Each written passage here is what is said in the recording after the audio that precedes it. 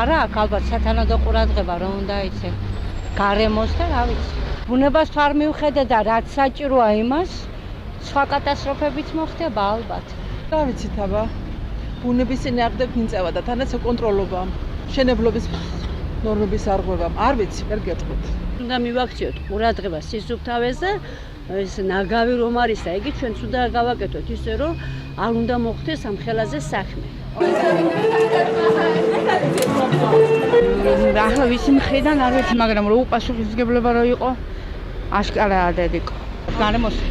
გარემოს უყურადღებას მიტოვება არაფერ შეიძლება. სტიგია ზევით იყო წყლის რეზერვუარი როგორ გუშინ ილაპარაკეს და ვეღარ დაიკავა ამდენი წყალიო და ბუნებრივი ფიზიკური მოვლენები. არავის არ დავაბრალებ. შეიძლება ახლა ბუნებრივი მოვლენა დაანგრიოს აი ეს ფიზიკის სალები ხო იცით? მხოლოდ მეწყერმა და არა სააკაშვილმა და არა ნაციონალურმა მოძრაობამ.